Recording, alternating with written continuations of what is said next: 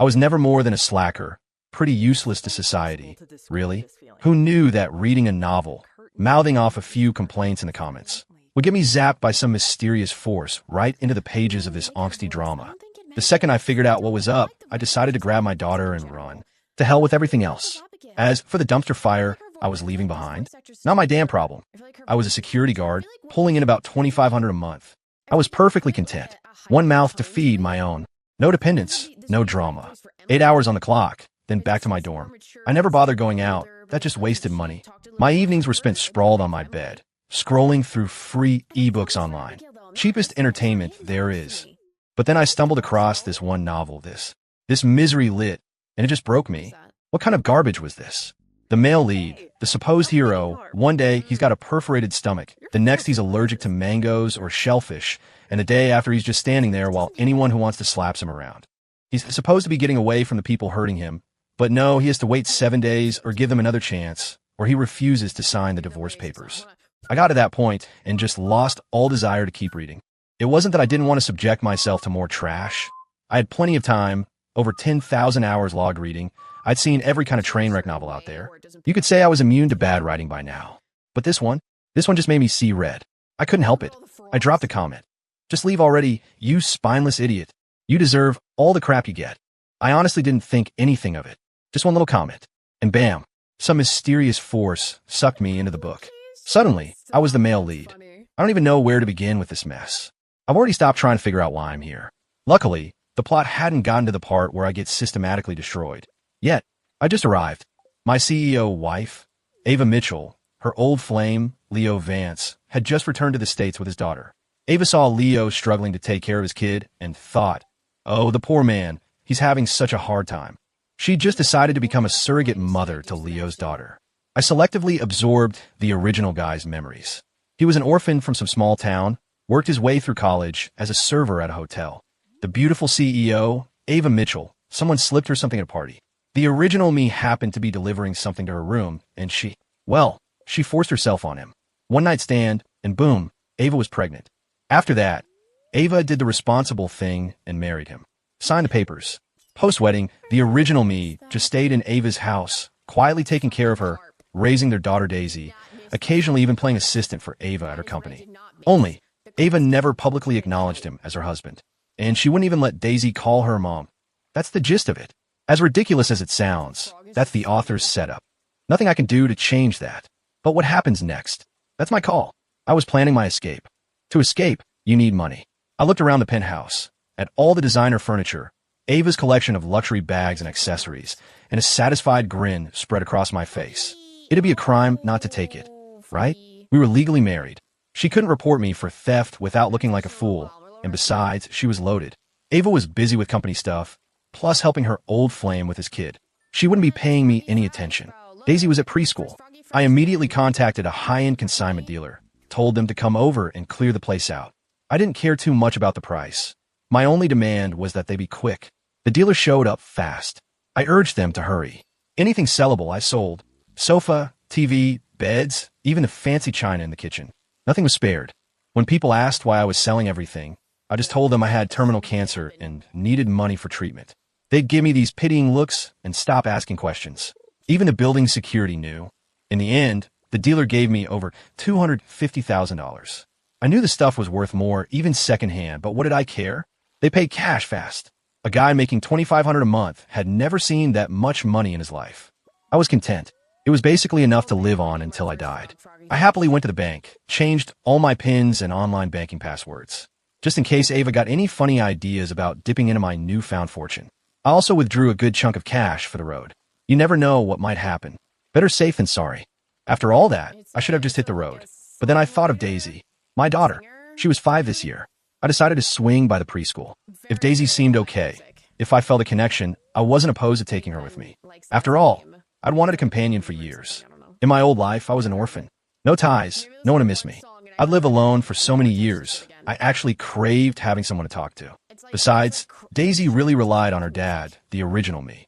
If I left her, I couldn't imagine what her life would be like. I got to the preschool before pickup time. I went straight to her teacher and said I was taking Daisy on a trip. The teacher bought it. She brought Daisy out, then went back inside. One look at Daisy, and I was smitten. She was adorable. Everything about her just clicked with me. Taking this cute kid on the run? Definitely worth it. Daisy saw me and ran, throwing herself into my arms. Daddy, you're here to pick me up. Why so early today? Looking at her cute face, smelling the faint, sweet scent of her hair, I was thoroughly pleased. Daddy's going back to his hometown for a bit, Daisy. Want to come with? When Daisy heard hometown, her eyes lit up. Yes. I've never been to your hometown, Daddy. When are we going? Is Mommy coming with us? I said, we can leave right now. Your mom's busy with work, so she can't make it. Daisy hadn't completely given up on Ava yet. Ava was her biological mother, after all. Even though Ava didn't let her say Mommy, Daisy knew the truth. No one could change that. Ava hadn't started hurting Daisy yet, favoring Leo's daughter over her. I had to lie, to slowly ease her into a life without Ava. I took Daisy straight to the station and bought tickets for an Amtrak train heading toward my old region. Daisy's withdrawal papers from preschool? Why bother with that crap? I left without them, didn't I? Divorce papers? Why would I get divorced? Maybe when Daisy grew up, she could still inherit some of Ava's fortune. Resignation letter? Wasn't that just pointless bureaucracy? I barely made anything working for her anyway. Did I really need to file paperwork for that? I had $250,000 in my pocket. You think I cared about chump change? As for any other female CEOs or rich heiresses who might fall for me later, what did I care? That kind of attention only came after me, and Daisy suffered. Even if they did fall for me, I'd just be swapping one tormentor for another. Why would I put myself through that? I had a pile of cash.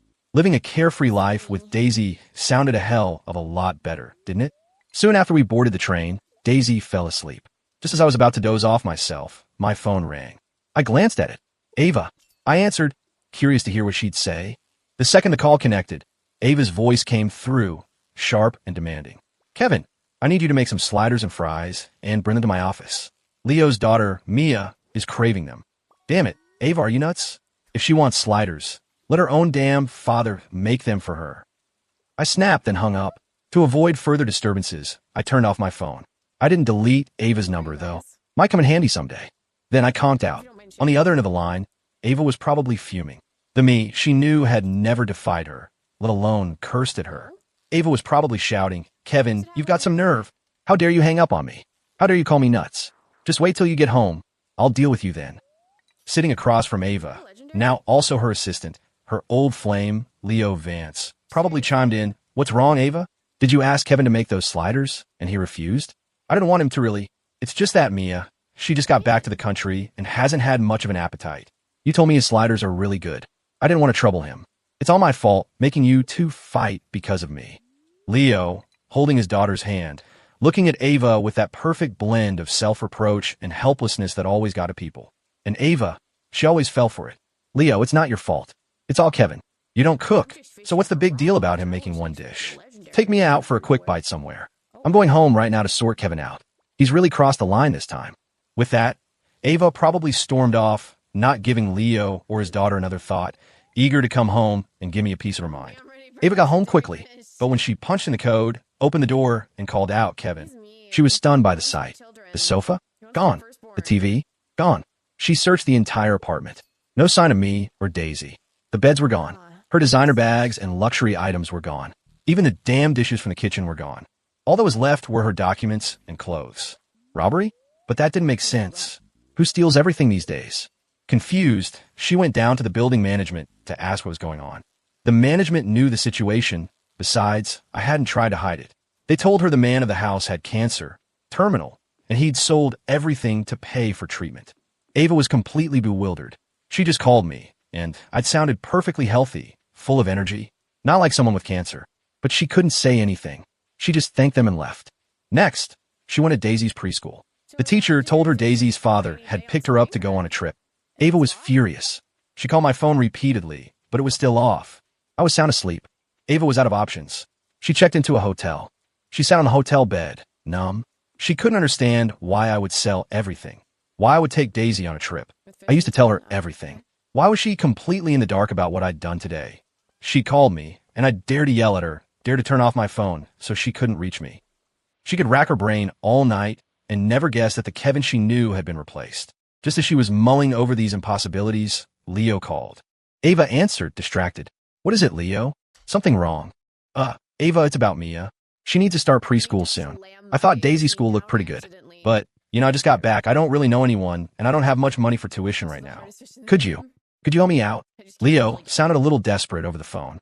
That's a small thing. Don't worry about it. I'll get Mia enrolled tomorrow. Anything else? Ava agreed without a second thought. No, nothing else. It's just, Ava, you didn't do anything to Kevin, did you? He didn't mean to make you angry. Don't take it to heart. I'm sure he'll change. You should be good to him. Even though Kevin doesn't have a formal job, he does all the laundry, cooking, and takes care of Daisy. He works really hard. Leo was back at it, his daily routine of slandering me and trying to drive a wedge between me and Ava. I had no idea what Leo was saying. If I did, I have a few choice words for him. What a piece of work.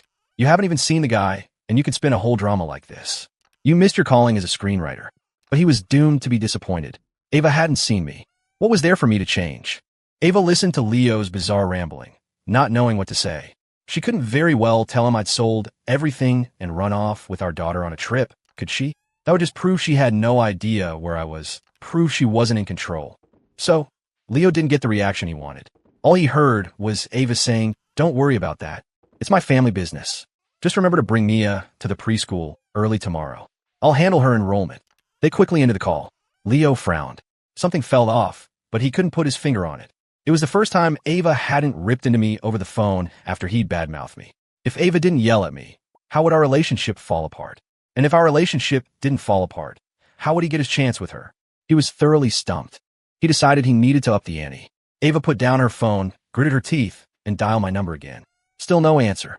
She sent a barrage of threatening texts. Ava felt like I was slipping from her grasp. She vowed to teach me a lesson I wouldn't forget, to make me understand that without her, I was nothing. The next day, Ava showed up at the preschool with dark circles under her eyes. Not long after, Leo arrived with his daughter. Leo was startled when he saw Ava's face. He hurried over to her side, concerned. "Ava, what's wrong? Didn't you sleep well last night?" Ava was in a terrible mood. My phone was still unreachable, and I hadn't replied to her messages. She waved a hand dismissively. "It's nothing. Just pulled a late night. Let's go get Mia's paperwork done." Leo said no more and followed Ava into the preschool. A CEO's connections are no joke. A few phone calls, and Mia's enrollment was processed smoothly. Leo even pulled a slime move. While Ava was handling his daughter's paperwork, he snapped a picture. He captioned it, "Mia's mom taking her to handle enrollment at XX prestigious academy." Then he posted it to his Facebook feed, visible only to me. Ava finished Mia's paperwork quickly and rushed off. The apartment was still empty. She couldn't exactly be homeless, could she? I'd been ruthless in my selling spree, not even leaving her a bed. She had nowhere to sleep. She had to hurry and buy some furniture, or she'd be stuck in a hotel. She could afford a hotel, that wasn't the issue. But Ava was all about appearances. She couldn't stand the embarrassment. Leo had wanted to invite Ava for a meal to, strengthen their bond. But Ava had no time for that. Disappointed, Leo took his daughter to handle the remaining errands himself. He even deliberately found out which class Daisy was in and begged the teacher to put Mia in the same class. Also, he could spread some nasty rumors about Daisy. As for what rumors, Leo had already thought them up. He knew everything about me, Ava, and Daisy. He planned to use the fact that Ava didn't let Daisy call her mom to spread rumors that Daisy didn't have a mother, hoping to crush her self-esteem. But his plan was doomed to fail. I had no intention of ever sending Daisy back to that school. If Daisy wasn't there, who was he going to target? Daisy wouldn't even hear the rumors. By this time, Daisy and I had already taken a couple of different buses and made it back to my old hometown in rural Pennsylvania. My parents died young, which is how I became an orphan, but it's not like I never had them. So, the old family house was still there in my name. Using the memories I'd inherited, Daisy and I stood in front of it. The lock I'd put on the door when I left years ago was still hanging there. I'd long since forgotten where the key was. I found a brick and smashed the lock open in a couple of tries. I went inside to take a look. The yard was overgrown with weeds, but the house itself was still in decent shape. It was a bit dirty inside, but with some cleaning, it would be perfectly livable. A wave of relief washed over me. Livable was good enough. I wasn't asking for much. I took Daisy out to find some help. Sure, I could clean it up myself, but it would take a while. Besides, now that I was back in a small town, it was important to get along with the neighbors. I bought a case of beer and started asking around. Some folks I recognized, some I didn't. The ones I didn't know, I just called sir or ma'am. The neighbors were pretty obliging. When I told them I needed help cleaning up the house and planned to stay for good, they all agreed. I bought a ton of food and drinks. The neighbors, in good spirits, didn't take long at all to help me get the house in order. After it was done, I treated them all to dinner at the local diner. After a few beers, I was friendly with everyone. They knew who I was now, not some outsider. They told me to just ask if I ever needed anything. They'd help if they could. I smiled and thanked them. By the time dinner was over, it was dark. Daisy and I went back home to sleep. Daisy had spent the whole day fascinated by everything in the countryside, chasing dogs, then chickens. She was exhausted and fell asleep quickly. Only then did I have time to turn my phone back on. The moment it powered up, it started buzzing and chiming nonstop. I glanced at it. Ava alone had called dozens of times and sent a flood of messages. I ignored them. I didn't need to read them to know they were all her cursing me out. On Facebook, I saw the picture Leo had posted. I took a screenshot, then dismissed it and blocked him. There were also tons of miscellaneous work messages and preschool notifications. I only kept Ava's contact info. Everyone else's numbers, work group chats, preschool groups, all deleted or exited. I kept Ava's number mainly in case Daisy needed something. Ava's calls, I'd answer if I felt like it, ignore them if I didn't. Who was going to force me? As for getting revenge on Ava and Leo, I didn't see the point. I was just a poor kid. Whatever Ava's reasons, she at least fed and housed me for years, and she hadn't started abusing me because of Leo and Mia. Since I'd chosen to run, there was no need to hate her. Besides, I was just an ordinary guy. How could I possibly fight against someone as rich and powerful as Ava? Being here every day was a bonus. No need to make enemies. Leo? It's not that I looked down on him, but with his level of intelligence, without me and Daisy as a comparison, he'd probably manage to screw himself over. Otherwise, why would he come back to find Ava after all these years? He clearly hadn't made it big overseas and was back looking for Ava to bail him out. Just as I was lost in these thoughts, my phone rang again. It was Ava. Might as well see what she wanted. If she started yelling, I could always hang up. Yeah. Ava, having finally gotten through, was clearly afraid I'd hang up again. She softened her tone. Kevin, where are you? I can't find you. And why did you sell everything in the house? I needed to play it cool, so I started bullshitting. Oh, that. Daisy said she was bored, just looking at me all day. And you never played with her? She wanted to go on a trip to clear her head. I wanted to take her on a nice trip too, but I didn't have any money, right? So I sold a few things, scraped together some cash, and took Daisy traveling. So, when are you coming back? Ava asked quickly. No idea. Depends on Daisy's mood, I guess. I continued, making it up as I went. Well, come back soon. I'm not used to living in such a big house all by myself, Ava said, sounding a little down. Sure. With that, I hung up. Who was she kidding? Not used to it. More like not used to not having me around as her live-in maid, right? I didn't take her words seriously at all. I had no intention of going back. I've been busy for 2 days and was pretty tired. Plus, I was on my home turf. I slept soundly. Ava got to experience me hanging up on her yet again. She was angry again. When Daisy and I lived there, even if she wasn't overly fond of us, at least every time she came home, it felt like a home. She had a husband, a daughter. When we were all there, the house was filled with the hum of life. I'd have dinner ready when she got back. Daisy, even though she couldn't call her mommy, would at least call her Auntie Ava when she came home. But now, thanks to my little escapade, everything belonging to me and Daisy was gone. The furniture we'd used together was sold. There wasn't a single trace of our lives left in that house. Even though Ava had bought all new furniture and household items, she still felt incredibly lonely. Just then, Leo called. Ava answered listlessly, hello. Ava, Mia. She suddenly got sick. Can you come over to my place and help take care of her? I don't have any experience, Leo said frantically over the phone. If she's sick, take her to the hospital. I don't have any experience either. I'm busy, gotta go. Ava shut him down. She was already annoyed that I and Daisy were gone. Leo bringing up his daughter just made her angrier. Your daughter's sick? Go to a hospital. I'm not a doctor. Besides, my own daughter isn't even here. Why would I care about some goddaughter I've known for 2 days? Leo listened to the dial tone, completely stunned. His daughter wasn't actually sick. He just wanted an excuse to stir up trouble between Ava and Daisy. He never imagined Ava would refuse. He thought Ava was so eager to make Mia her goddaughter that her affection for him would naturally extend to his child. He played his trump card, faking his daughter's illness, and figured Ava would at least come check on them. This outcome was not what he wanted. If Ava really didn't care about him and his daughter anymore, what about his debts? It looked like he'd have to take a risk and use his position as Ava's assistant to embezzle company funds. But that was too dangerous. He didn't want to resort to that unless absolutely necessary. He needed to think of another plan. In the following days, I enrolled Daisy in the village preschool. I told the teachers that besides me, Daisy had no other relatives. No one was to take Daisy out of the school, and Daisy wouldn't see anyone else. Daisy was thrilled. After her first day, she came home and told me she loved her new school. Here, They didn't have to learn a bunch of random subjects. Besides essential academics, the teachers spent the rest of the time playing games with the kids. She'd also made a lot of new friends. As long as Daisy was happy, that was all that mattered. I thought she'd need some time to adjust. Since she was happy, this was good. Apart from taking Daisy to preschool, I basically became a hermit. When the townsfolk asked if I didn't need to work, I told them I'd worked too hard over the years and ruined my health, so I couldn't do strenuous labor anymore. A joke. I was sitting on a pile of cash. Why would I need to work? Work for someone else? Not a chance. Working was exhausting. Wasn't just chilling out way better? Besides, as long as I wasn't an idiot, could I even spend all my money? Ava called me whenever she had time. If I was in a good mood, I'd answer and tell her where I was traveling. If I wasn't, I'd just ignore the call. The people in the village didn't have many ways to make money. Their main source of income was the fruit orchards covering the hillsides. Harvest season was approaching, but this year, the buyer they'd arranged with had suddenly bailed. No explanation given. The villagers were all scrambling to find a way to sell their fruit. My neighbor, Mr.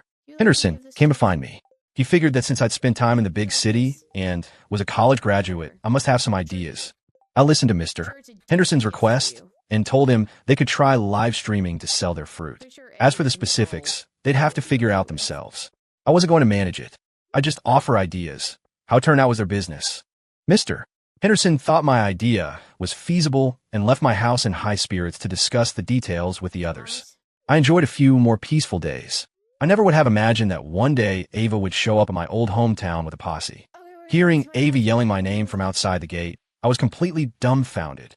Later, I realized I knew nothing about how rich people operated. All this time, I'd been giving Ava the runaround, not a single straight answer. She eventually figured something was fishy and used her connections to track me down. I hadn't exactly been trying to hide. Soon enough, she'd pinpointed my current location. Without me and Daisy there as a contrast, all of Leo's and his daughter's schemes fell flat. Ava wasn't a complete idiot. Watching their daily performances was making her increasingly uncomfortable. The more Mia acted up, the more Ava missed her own daughter. Daisy was never as demanding and clingy as Mia. She also knew Leo was embezzling company money, but it wasn't a huge amount, so Ava hadn't bothered to pursue it. The longer Daisy and I were gone, the more she missed us. I wouldn't even answer a video call.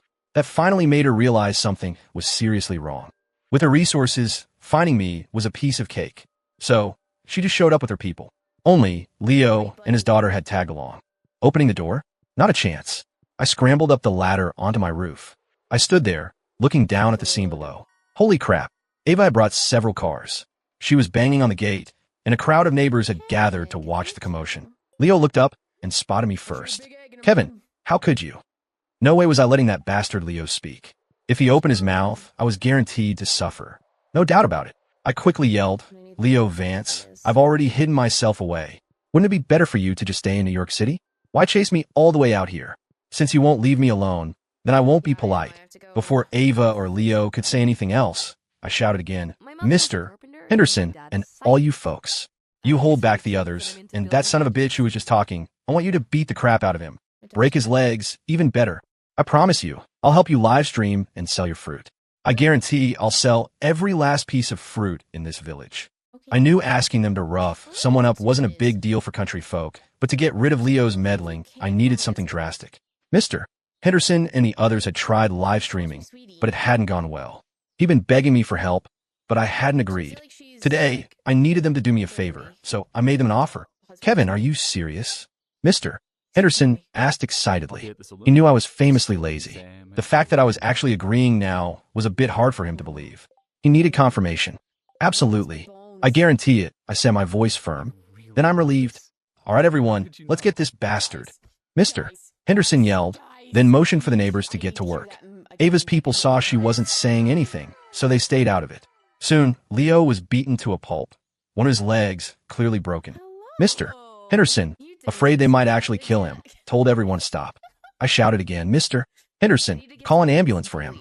Get him far away from here, and don't let him talk. I'll cover all the expenses.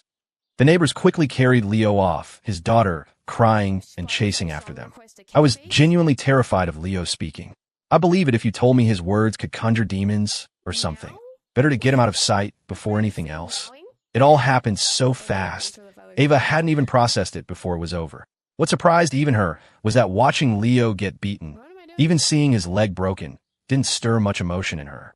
Right now, she only cared about Daisy and what I was thinking. Why had I lied to her? Where was Daisy? That was her main concern.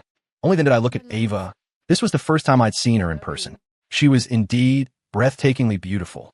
No wonder the original me had willingly stayed by her side for so many years, without recognition or status. But I wasn't the original me.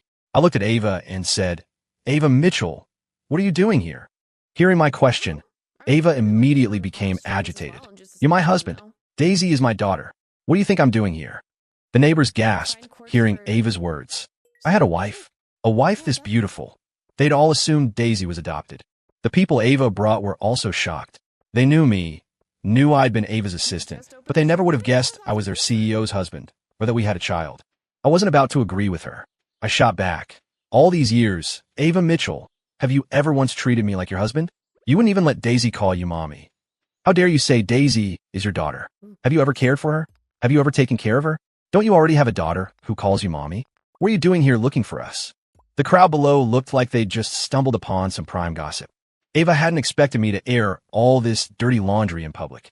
Her confidence immediately deflated. I just saw Leo, a grown man, struggling to take care of his daughter, and I wanted to help him. As for your status and Daisy, I can fix that immediately. Just come home with me and Daisy. How could I possibly believe her? Ava, that's easy for you to say. Who was it that ditched me and Daisy on her birthday to rush off to the airport to pick up Leo Vance? Don't think I don't know Leo is your old flame. You're still hoping to get back together with him. You even let his daughter call you mommy, something your own daughter never got to do. After all that, if Daisy and I didn't run, were we supposed to just sit around and wait for you to cheat on me? Ava became frantic. That's not true. Don't imagine things. Leo and I dated, yes, but then he went abroad. I'm married to you. We have Daisy. This time, after you and Daisy left, I missed you both terribly. I've barely looked after his child since. What more do you want from me? Just come home. If you're still worried, I'll send Leo to prison. He embezzled company funds. I have all the evidence. Ava tried to persuade me, downplaying her actions. I still didn't believe her. I had no desire to go back and continue waiting on her. Just give it up. Daisy and I are not going back with you. You're really not coming back with me? Ava asked again, a hint of anger in her voice. Not going back, I replied decisively. You're forcing my hand. Don't blame me then, Ava said, gritting her teeth. Nice try, lady. I want nothing. I fear nothing. What are you going to do to me, Ava? This is my turf. However, something completely unexpected happened. Ava, she played dirty.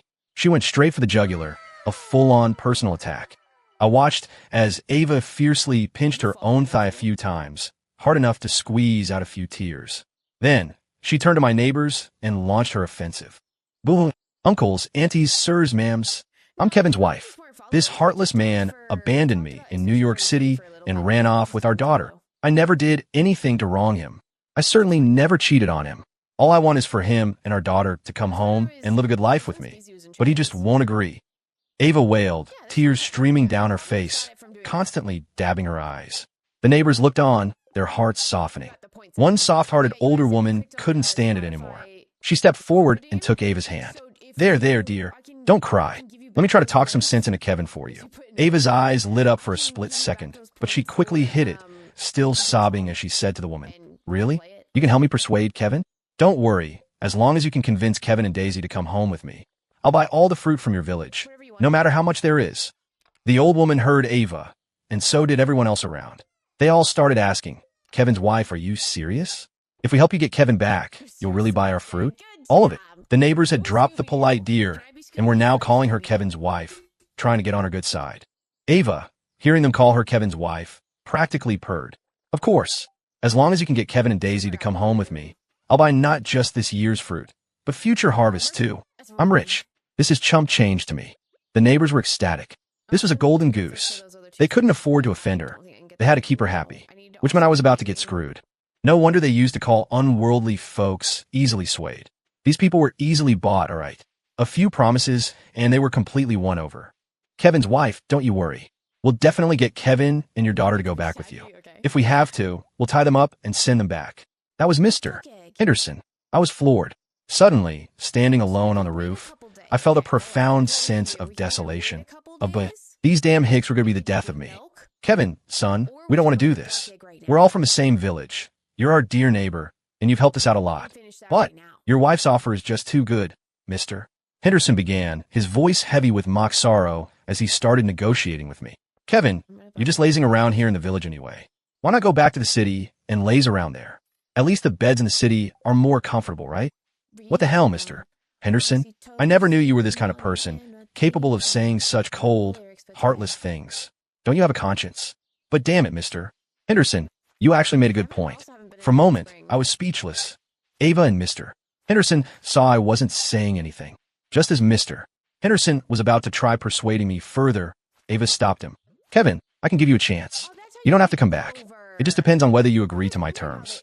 Ava had gone to all this trouble just to get me and Daisy home. How could she possibly let me off the hook so easily? But what if? There's always a what if, isn't there? I looked at her expectantly. Are you serious? Ava smiled sweetly at me. I am.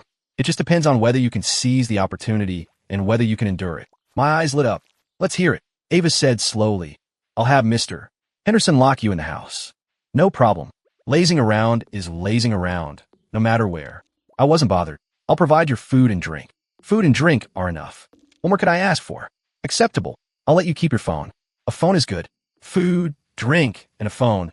I could lie around until the end of time. But I'll cut off your internet access. What the hell? That's brutal. That's like a death sentence. I can do the slacker life, but I need to be a happy slacker. Without internet, how would I kill time? Could I still be a happy slacker? Might as well just kill me now. Well, I've given you the chance. Do you want it? Ava delivered her ultimatum. No one can help me now. I had to temporarily resign myself to my fate and agree. Ava had the people she brought with her discuss the fruit purchasing deal with the easily swayed villagers. She came into my house and watched me pack. She clearly looked down on a place like this. Only when she saw I'd cleaned the house thoroughly did she refrain from saying anything, probably afraid of provoking me further. I finished packing quickly. There wasn't much to take. Where's Daisy? Ava asked, seeing I was done. Daisy's at preschool. We'll go pick her up now, I said, annoyed. I really didn't want to go back. I was scared. All right, let's go then, Ava said, turning to leave. I took one last look at my old house, shook my head, locked the door again, and reluctantly left. I picked Daisy up from preschool. When Daisy saw Ava was there too, she was very happy. Auntie Ava, you came to pick me up too. Perhaps Ava had genuinely learned to care for Daisy. She quickly bent down and hugged her. Daisy, from now on, you can call me Mommy. Mommy knows she was wrong. Daisy hadn't expected happiness to arrive so suddenly. She couldn't quite believe what Ava was saying. Really? Can I call you Mommy now? Really, Daisy? You're my own daughter. Of course, you should call me Mommy. It was all Mommy's fault before. Mommy will change, Ava said, her eyes red, holding back tears. Daisy beamed. This was her lifelong dream. Mommy, Mommy, Mommy. Daisy kept calling Ava Mommy over and over, as if trying to make up for all the lost opportunities. Ava finally broke down, hugging Daisy and crying. Yes, yes, yes. Ava kept responding to Daisy. Watching them, mother and daughter, interacting like this, my own eyes grew a little misty. I rubbed my eyes, patted Ava on the back, then picked up Daisy. Let's go home. On the way, Daisy alternated between calling Mommy and Daddy, seemingly tireless. Ava and I responded to her every time. Daisy was probably terrified of losing one of us again. She didn't dare to sleep, just kept calling out. But Daisy was still so young. After a while, she finally succumbed to sleep, though she still held onto her mommy's hand with one hand and her daddy's with the other. Looking at the sleeping Daisy, then at Ava, who couldn't stop her tears, I felt a pang in my heart. Daisy didn't ask for much. Why couldn't Ava and I give her that? What was I supposed to do? The driver made good time. Soon, we were back at our home in New York City. I carried the sleeping Daisy to her bed, making sure she was comfortable. I went to the living room. Ava was already there, waiting for me. I sat down, waiting for her to speak. Kevin, we need to have an honest talk, Ava began. I nodded, letting her continue. Ava said softly, Now, can you tell me why you sold everything in the house and left with Daisy? I want the truth. What else could it be? I said impatiently. Her asking such a stupid question just annoyed me. Look, you didn't care about me and Daisy, and that was fine. We were used to it. We all lived together. We still saw you every day. But the moment Leo Vance came back, you ditched us on Daisy's birthday to go pick him up. We didn't say anything. Then you let Leo's daughter call you Mommy, while still not letting Daisy call you that. You had another daughter, so you cared even less about us. What were we supposed to do but run? Were we supposed to stay and fight with Leo and his daughter for your affection? Daisy and I aren't that worthless. We're not going to fight for it. Can't we just leave? Seeing my agitation, Ava quickly said, That was all my fault. I admit it, and I apologize to you and Daisy. I will never do anything like that again. And after you left, I immediately realized that Daisy is our real daughter. I should be good to Daisy.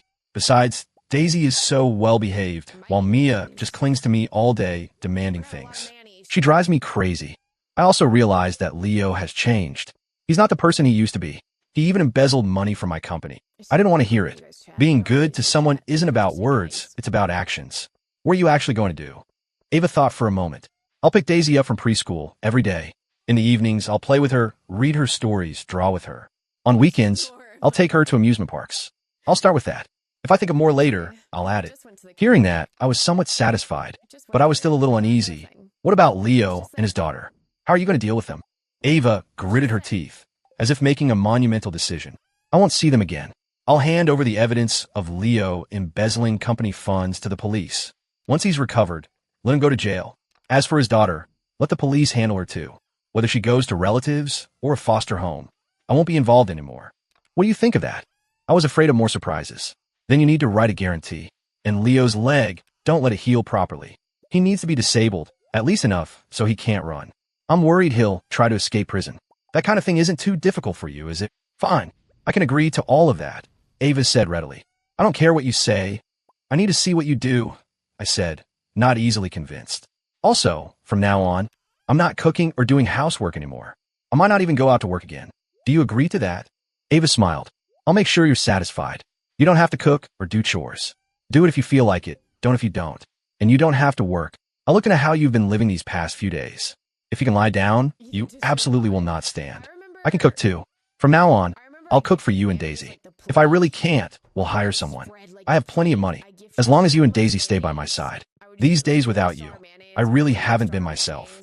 I don't even know what I need so much money for. I cut her off. No matter what you say now, I'm going to watch what you do. If you still don't satisfy me and Daisy, I'll take her and run again. But this time, it won't just be running.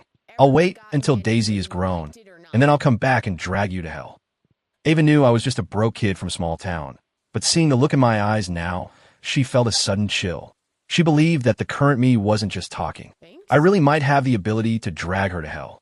With that, I went back to my room to rest. And you know what? Mr. Henderson was right. Damn, that old coot hit the nail on the head. The beds in the city really are more comfortable than the ones back home. For the next few days, apart from occasionally bonding with Daisy, I did absolutely nothing. Ava kept her promises. She not only wrote a formal guarantee, but also sent Leo to prison. Leo's daughter was placed in foster care by social services. Leo's life was pretty much over. His leg was permanently crippled, and he was drowning in debt. He was in for a world of hurt. Most days, Ava did the cooking. Only when she was extremely busy would she order takeout. She handled almost all the housework. These were also Daisy's happiest days. Every day, her mom took her to and from preschool. Her mom also spent a lot of time playing with her. She felt incredibly happy. She wished these days could last forever. One evening, after I'd eaten my fill and put Daisy to bed, I contentedly opened my phone and lay down on my bed. Just then, Ava came into my room. I noticed she must have just showered. She was wearing a silk nightgown. I had a pretty good idea why she was in my room at this hour. So, Your Majesty, have my efforts these past few days met with your approval? Ava said, seating herself on my bed without invitation. I hadn't expected Ava to suddenly come into my room, much less sit on my bed like that. I stared at her, wide-eyed, nearly getting a nosebleed. I was still a damn virgin, for Christ's sake. I mean, I had some theoretical knowledge, but I'd never experienced an assault on the senses like this. I completely missed what she said, mesmerized by the expanse of pale skin before me. Ava, seeing I wasn't responding, waved her hand in front of my face. What are you staring at? I asked you a question. Your Majesty. She followed my gaze, then quickly clutched her nightgown tighter and muttered, pervert. But she didn't leave, still waiting for my answer. I finally snapped back to reality. What did you ask? Sorry, I didn't quite hear you. Ava's face immediately flushed. I just wanted to ask if you were satisfied with what I've been doing these past few days. Is there anything I haven't done well enough? I thought for a moment. Not bad. Keep it up. Things are good like this. The most important thing is that Daisy is happy. What about you? What do you think of how I've been treating you? Ava pressed. Me? You've actually been pretty good to me lately. It's just, I was about to continue, but Ava cut me off. I know I was bad to you before. It's understandable that you're upset and angry with me. I used to think you were just after my money, but you never thought that way. You just wholeheartedly took care of me and our daughter, while I always treated you both coldly. That was my fault. But after you left, I realized how much I really need you both. I realized how terribly wrong I was. I chose to marry you and have a child for my own reasons, and then I didn't treat you well. That was my mistake. Seeing other people with their husbands and daughters, those warm family scenes, I envied them. I have a husband and a daughter too. Why couldn't I be happy? I thought about it for a long time, and I decided I want to live a good life with you. When I called you, you were always so dismissive. It took me a long time to realize something was wrong, and then I investigated your whereabouts. When I found you, I realized you'd left because you were so disappointed in me. That's why you lied to me. So I brought people to your hometown and did everything I could to bring you back. I want to cherish what I have. Leo and his daughter, what do they matter? They're not what I need. Kevin, I've told you everything I wanted to say. Do you have any desires for the future? I'll fulfill them. Hearing Ava say so much, it seemed her perspective had somewhat normalized. What desires could I have? As long as Daisy is raised well, that's enough. I'll take good care of raising Daisy too. I mean, do you have any ambitions? Ava continued to ask. I was a bit confused. What ambitions could I have? I don't have any. Right now, all I want is to be able to lie around comfortably. Ava got agitated. How can you only think about slacking off? Shouldn't you have some loftier ideals? I said slowly, my highest ambition right now is to slack off. Is there a problem with that? Ava suddenly looked a little uncomfortable. Haven't you ever thought about, carrying on the family line, having a son or something? I was momentarily stunned. I haven't thought about it. Besides, I can't exactly. I'm willing. I'm willing to have a son for you. Ava blurted out before I could finish, perhaps wanting to compensate for all her years of neglect. I looked at her, incredulous. Really? Ava nodded. Then, as if stealing her resolve, slowly slipped off her nightgown and threw herself into my arms. Even if I were a man of iron will, I couldn't resist this temptation. Later, lying there with Ava nestled in my arms, I felt utterly content. Ava smiled at me. Honey, your highest ambition might not be achievable anymore. I chuckled. How could it not be? My demands aren't high. As long as I have food and drink, I can slack off. Besides, you're so rich, I don't even have a choice but to slack off. A cunning glint appeared in Ava's eyes. Well, since you chose to have a son, if I give you one, wouldn't that mean I can't work for at least a year, maybe more? And you wouldn't want to just abandon such a big company, would you? So, wouldn't you have to manage the company? And if so, wouldn't that mean you can't slack off anymore? Holy crap. What Ava said was very likely true. Was my life of blissful inactivity over just like that? Thinking of this, I smacked myself hard on the forehead. Damn, I was careless. Why couldn't you resist a little temptation? Now your slacker days are gone.